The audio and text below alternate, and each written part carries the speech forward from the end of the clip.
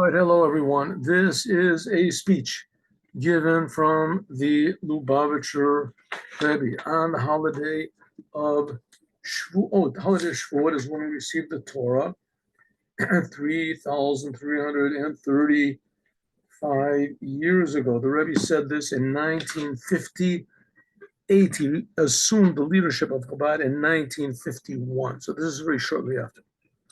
Right, as everyone probably knows, or if you don't know, then you do know now, that the holiday of Shavuot is the holiday when God gave the Torah to the Jewish people on Mount Sinai in the desert. There were approximately 3 million Jewish people. The Torah tells us there were 600,000 males from the age of 20 up. Some people say from 20 to 50. And that's not counting the children, not counting the women. So let's say that the 600,000 was about, less than 1/3. There's a lot of children and a lot of women. So let's say there's about 3 million people. In any case, God gave the Torah to all these people. When did he give the Torah? He gave it in the month of Sivan, the 3rd month of the year. It took 50 days for the Jews to get out of Egypt until they received the Torah. So that means 50 days is about 7 weeks. So that comes out to be the beginning of what's called the 3rd month in Judaism. In Judaism, the 1st month is the month when the Jews got out of Egypt. That's the month of Nisan. This is a really small picture. Hang on. That's what we got, huh? See? Make this thing go like this. 1 minute. The original camera doesn't work, so please excuse all this junk. If you get seasick, then don't look at the picture too much. Here we go. Good. Huh? Does that make any difference? Here we go. I don't know if that improved, but here we go. The giving of the Torah was in the month of Sivan, the 3rd month of the Jewish year. Chodesh Shlishi, the 3rd month. Therefore, is verstanden, it is understood. It is understood. I just want to get my that the Torah is verbunden, is connected with the number 3. God could have given it whenever he wanted, and he gave it in the 3rd month, and everything that's in the Torah is very exact and also very, how do you say, there's a word for elucidating, huh? It teaches us something. Must be a good word for that in English. Anyway, everything that is there in the Torah is instructive. Instructive. But because oyster them in addition to the fact which everything, and especially the things which are in the Torah and the commandments, is bashkacha pratis. It is with God's divine intention. Because nothing happens by accident. As even accidents are not by accident. Everything happens exactly what God wants. As Gafin and Mirsa, we find the connection between the 3rd month with the giving of the Torah expressed in the words of Rizal. Oraisin Tarith Talisai. It says that the Torah is a triple Torah, and it was given to the triple nation, Jews, in the triple month. Triple Torah, 3-part Torah is the Torah and the prophets and the writings. The writings are like Psalms and Proverbs. The Jewish people are triple because there's Kohanim, the priests, the Levites, and the Israelis. And Israel, not Israeli, and the Israel. Three groups of Jews that are what's called Yisrael. That's all the other 10 tribes, actually. Other 12 tribes. And then there's the tribe of Levi, because the tribe of Joseph was divided into 2. So then in the tribe of Levi, that's where the Levites and the Kohanim come from. It's a triple nation. So number 3 is very important. So it's that's verständig, so it's understood. It was the Mila, what is nicht verständig, it's not understood. What exactly is the importance of the number 3? Why the number 3 is important? I mean, maybe you can say, well, maybe it's not important. But on the other hand, we're saying the Rebbe wants to say that nothing is by accident, and every comes instruct. That's the word I was looking for. It's instructive. Everything is coming to instruct us about something, to teach us something. Everything in the world, especially something in the Torah, especially, so this number 3 must be pretty important, especially in regard to the Torah. Well, Befrat, and especially is the ganze Inyan, that the whole idea of the Torah is to draw down and reveal in the world the oneness of God. And it was to show that everything in the world is very, very important to God. And when we see that, it puts the whole thing together. Even though everything is different, but like a big puzzle, you put it all together, so it's one big picture. Durach Torah, by means of one Torah, is doch the Maila. This is the whole thing of the Torah, is unity. The Torah is one, God is one. The Jewish people are a unique nation, one. If so, why is this big stress on the number 3? The Torah has to give it in the third month. Why didn't God give the Torah in the first month? He could have decimated all the Egyptians on the 7th day of Passover. So he could have, that was only the 21st, 22nd day of Nisan. So he could have given the Torah then. Why did he give the Torah in the third month? Why not the first month? Show on the number 1. Nochmer, even more, the Sheikh has the connection between the third month. In the essence to the Torah, Vida, Lashon, like the rabbi said, it says that the Torah is a triple Torah. We just finished saying. It's in the third month, the triple Torah in the triple month. So it must be something special about the number 3. What's so special about the number 3? Somehow or other, even more than the number 1. Because it's a triple.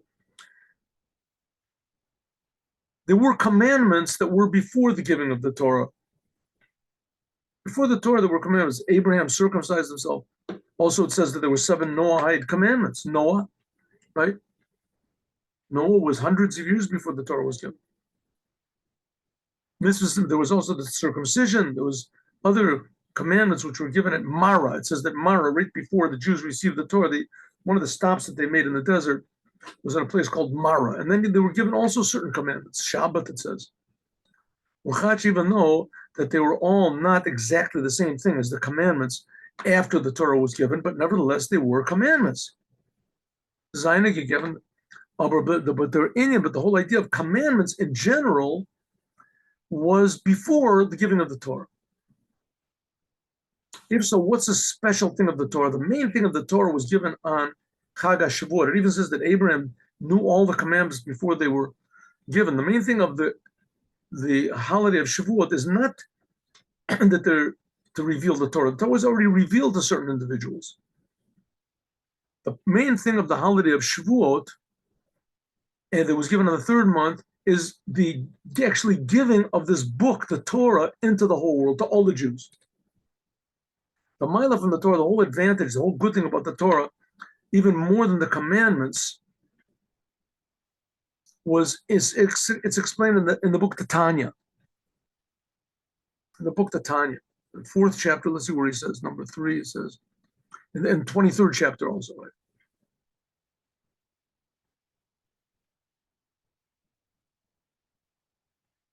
As that through the commandments, right, that was the novelty of Mount Sinai. Physical commandments were given in the world. By the commandments, the world, or the person who does the commandment, and also the things that are used, the physical things that are used for the commandment, they become vessels, vehicles, to bring godliness into the world. Not like a television is a vehicle to bring whatever program there is out to people watching it. So the commandments are, so to speak, vehicles or vessels to bring godliness into the world. But Merkava, which a chariot, a vehicle, is negated to the one who's driving the vessel, the vehicle, if it works. But sie is nit euch so is nicht ein Sach mit der Rochev. But when a person does a commandment, it's like a person riding in a car or in a chariot.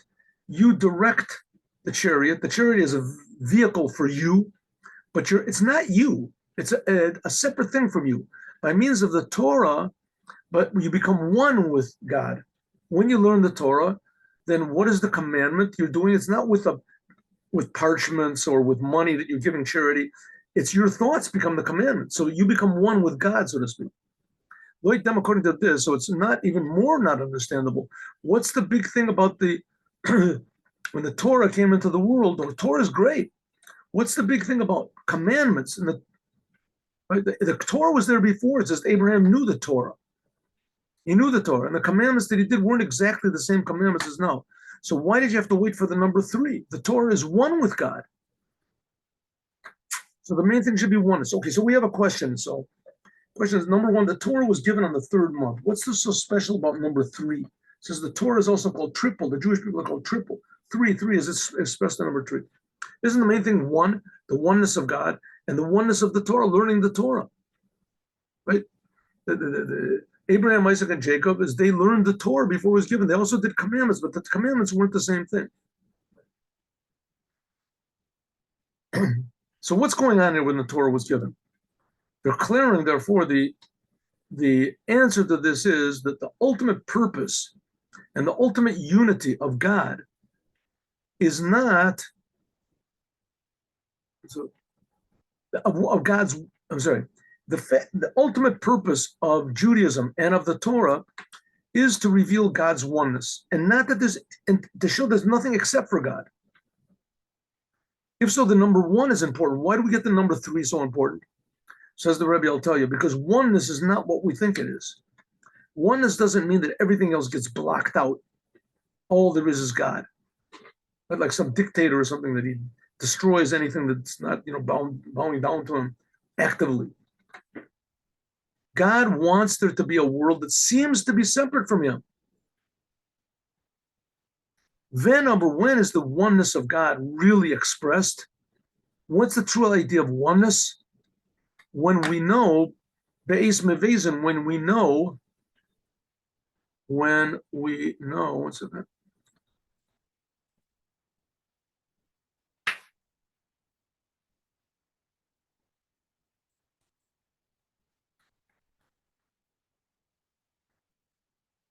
That there is something else.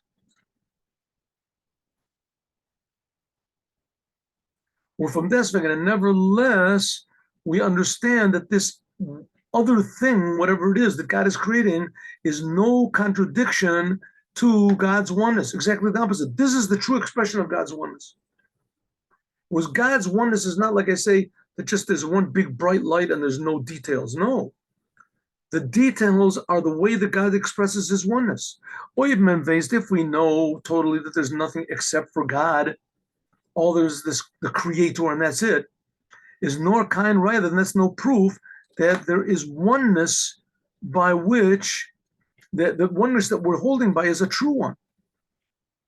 Menveis nor nit, noch net, we don't know was vet mit im, what will be if we see something that's something other. When is a person's faith, a person believes in God, when he's sitting in the synagogue, or he's sitting in the place of learning, or he's with his friends and there's no challenges, so then he can be religious and he can be, observant and holy and everything like that. But as soon as there comes a test, let's say money, he gets money. Somebody says they'll give him, not to him, they'll give to his political party or to his synagogue or whatever, $10 million. If he just, goes against one little principle of his Judaism, something, lies a little bit, or let's say he doesn't put on a kippah on his head, or shaves off his beard or something like that. Things that a person would never do. So a person thinks, for $10 million, it's not, I'll do it. And not only that, you can find the permission from God. So what does it come out? You can find a permission from the Torah to do it. It's not that necessarily you have to wear a kippah, you have to wear. So you find the permission to do it. What does it come out? So it comes out that God is one, usually. How do they say honesty is the best policy? Usually. Sometimes. If God is one, it means that everything that's created in the world is part of this oneness, and it shouldn't contradict the will of God. God has a will that a Jew has to keep the Shabbat day. If somebody offers you $100 million for your synagogue, right, so you'll be famous, you'll be great, they'll put a big statue, a big picture, not a statue, Judaism doesn't like statues. Put a big picture of you in all the newspapers, everybody will shake your hand. You got $1 million. That's a big problem now in Israel, by the way, taking money from these missionaries. Anyway, a big problem because it's idolatry according to everybody, but they figure out some way. In any case, are you going to sell out God's oneness when something else comes along? So if you realize that everything is part of God's oneness, then it's not going to make you go against God's will. So therefore, when do you really see that God is one? When there seems to be something else. Vias is babus, like it's known, the mashal, the example of the Inyan Ritas and Neshama, how the soul comes down into the world from a Ben Melech. There's an example, how the son comes, how the soul comes into the world and is tested. There's an example given from the prince. Once upon a time, there was a prince, was man will ois ruven vishtarken, so that we'll see, the king wants to see how strong is his son's loyalty. So is far bunden, how strong he is connected to the king. So he takes the king takes his son from the palace and then feared him and puts him into a far away place. Sufficient with among very, very low, how do you say, primitive people. Und wenn euch dorten fear and then even when there, he acts in a way which is like befitting to the son of a king. As Zedman, we can see as is be'emes that he really is connected to the king. Really, nowadays it's a little bit hard to understand this because the kings became so decadent and debauched and defiled. So the son of a king is these French kings especially. Anyway, but ideally, what's a king supposed to be? A king is supposed to be a person that is royalty. He really thinks about his people all the time. He is the example of the country. He personifies all the good things of the country, and therefore he has to be a very value-driven person. Right? He has to be a very, morally oriented human being. And if the king is put into by these low people and all they do is, whatever is the lowest possible things to get pleasure or whatever, and the king's son says, well, why not? So he gets after him. So the king realizes, looks like I'm going to have to find another prince. When the same is also the same thing. God sends the soul down in this world to see how loyal we are to him, because we're really sons of God, every Jew. When kommt in an order, when you come into a place where there seems to be something other than God, begegnet sich mit and you meet up with an opposite thing, and you want to see it, and this prevents you from serving God and this idea that how God is one, and all of a sudden you get to some obstacle and you say, well, maybe he's not so much one. As done, then we can see where you really are. Like I said, we just finished learning the book of Psalms of King David, and we see that King David's whole life with these terrible tests, and all the time he believed in God. And it's not just to show that he was holding on, and that no, he was put into situations where he had to elevate these situations by believing in God. And he did, without stopping. He never one instant thought that there was anything else except for God. And these things that were opposite him and everything, that was just somehow or other a test from God. Therefore, you can realize the oneness of God in two ways. Number one, you can negate anything that opposes you, or you can make from something that opposes you part of that oneness.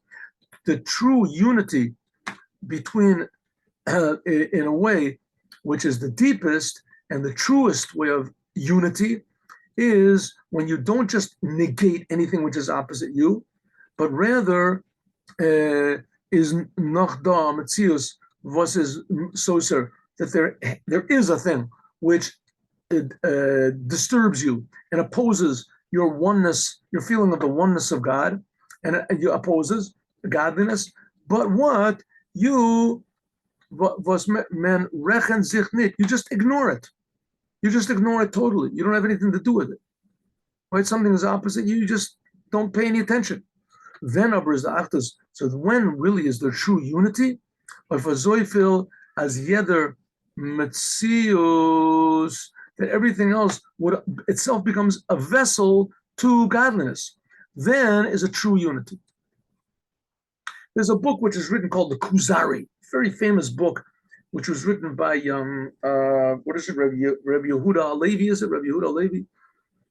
And in any case, he wrote this book. He went to a nation called the Khuzars. The Khuzars there was a great king. He ruled over for a long time, for a lot of the world, from a lot of the world. I guess he must have been defeated somewhere or other. But anyway, he was also a philosopher king, and he wanted to know what is the best way to live a life and to conduct his people. So he invited a great genius, whatever it is, Christian, some sort of a big priest or something, and a big Muslim, and this Rebbe Yehuda Halevi. I think it's Rebbe Yehuda Halevi. Anyway, they invited him, and he wanted each one, he asked them questions, and he wanted each one, according to his religion, to explain the answer. So and you can read the book. It's a little bit hard. The Hebrew is pretty hard to it's older Hebrew, so the language and the grammar is a little bit difficult. But anyway, it ends up that he was very impressed with the way of Judaism and their stress on the physical world and how to make the world better, and et cetera, et cetera. And he was very, so it ended up that either they all converted. I don't know exactly what was in the end. They all converted, they all did the 7 Noahide commandments. But that's the idea of true unity. The true unity is not that we negate anything that's opposite. We show that we're the strongest and we're the best, and you better watch out, and we'll force you to do what we want, and that's called unity. That's not called unity. That's not called unity. That's called what they call dictatorship. True unity is when you can make the opposite see your point of view, or even more, to see that the point of view that you have is true. So that's what we're going to see. There has to be a third thing. Not just that the other person sees your point of view, but the other person who's opposing you sees that you are devoted to something that he also could be devoted to, the truth. That's going to be the number 3. We'll see. The Eber that meant to Drei Tenuos, these 3 are in these 3 months. Just one moment. Please, one moment, please.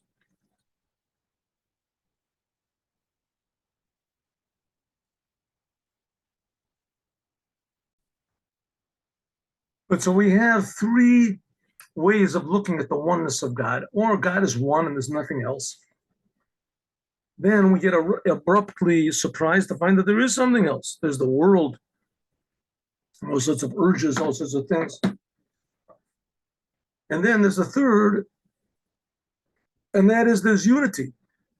You can unify the 2 of them together. So there's one way of looking at it is God, and you just don't pay any attention to anything else. Then there's the other way is that there's God and something else, but you negate that other thing. You're aware there's something, but you negate it.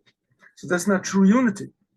Then there is true unity, where everything is united to a third and more important unifying factor. So these 3 things are represented by the 3 months of Nisan, Iyar, and Sivan. Nisan is the first month. In Nisan, the Jewish people left Egypt. It was revealed to them, Melech Malchim Malchim Kodesh Baruch Hu, God, the essence of God, the creator of the universe, a revelation from above, which had no connection to the world. All there was God. And if they ran away from everything. Umen klept sich to Elikus, and all there was God. So that was oneness. Huh? But we'll see that it's not true oneness. Why? Because the second month is the month of Iyar. The second month, that's the second month, as the God said, the whole month, we count what's called Sfirat Omer, counting of the Omer. This is refining the emotions of the animal soul, of our natural soul. Menhat Sutan, you deal with the physical world, the second thing. When man is thus mevarin, you try to refine it. The Metzius is over, but the fact is no also Metzius, that there's something except from godliness. It's not godly. You're dealing with a number 2, with a world, with yourself, with your. This is Oich the Remes. This is also the hint, the name of the month, Iyar. Iyar is the name, the letters of Avraham, Yitzchak, Yaakov, and Rachel. They're called the 4 feet of God's chariot, the 4, right, the basis of God's chariot. Was done with the whole idea of a chariot is totally negated to the rider, but it's not one thing. There's a rider, and he rules over the chariot. That's like the second level where you defeat the bad. You go on the bad and you defeat it. So, but it's still the same thing. There still is not the same thing. There's good and there's bad, but the good rules. That's the second month. As this third month, this is the third month of Matan Torah, the giving of the Torah. This is a different type of connection to God. This is what's called the third month. This takes two opposites, namely up, God, Lamata, the world, and you make them in one thing, a third and a new thing, which is higher than both opposites that were together.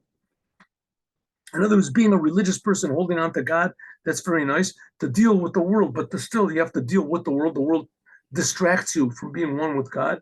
That's, another aspect, but it still is not pure. The ideal is that there's only really one thing that's made from all three: the world, God, and the third thing, which unites both of them. And therefore, the Torah was given on the third month. Therefore, the Torah was given on the third month.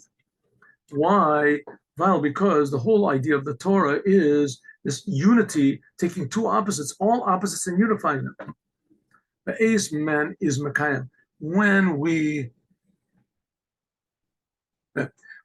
do a commandment, and then we are totally negating ourselves and becoming one thing, but one Metzius, one existence. One second.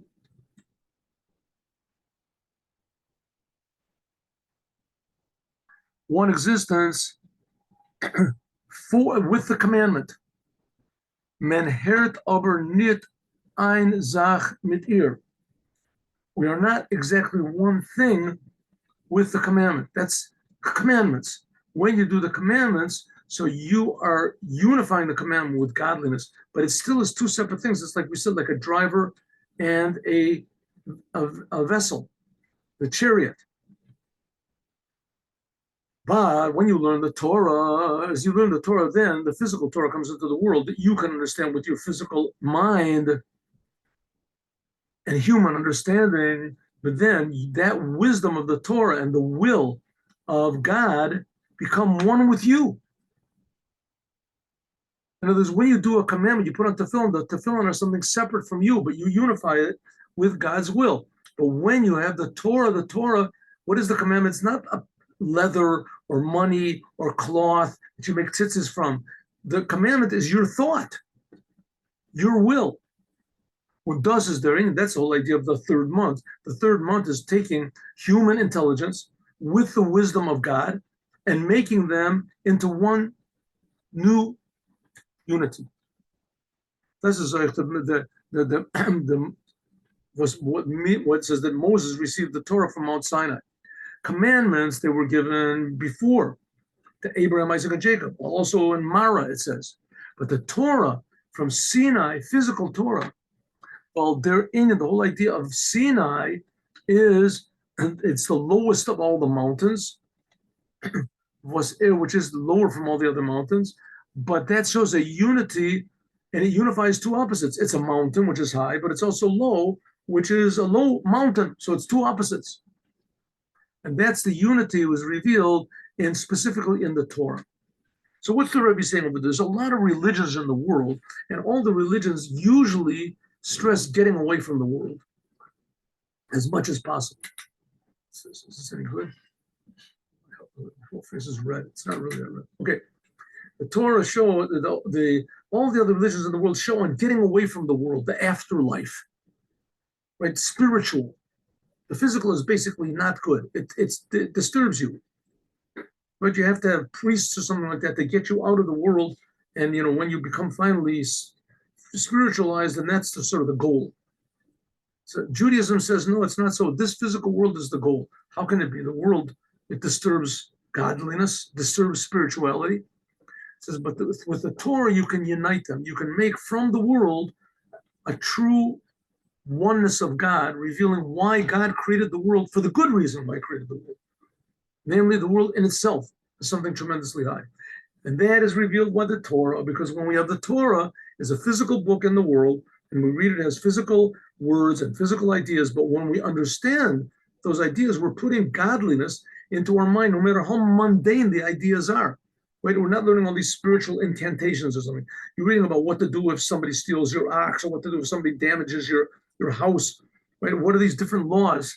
of a physical world, by understanding in your mind, and you understand what God wants us to do with the physical world. And even more, why God created the physical world, so we can learn these laws. It'll all fit into God's will. And that unifies, makes God revealed in the world. In general, that's the job of the Jewish people, is to not be isolated from the world. And not to be, how do you say, insulated, that the world won't affect them. Because that's like the first level. The Jews are still holding by the giving of the Torah. The world is too much of an opposition. The objective of the Jews is to work on the world, number one. That's the idea of the Torah. And ideally to show all of the nations that the God of Israel is creating them and that they are important in this world. And every moment of life is important in this world. And that's going to unite the whole entire business together, as we'll talk about more, God willing, tomorrow. Thank you very much. Now I'll tell you a story. You want to hear a story? I promise to tell a story, but I'll tell it.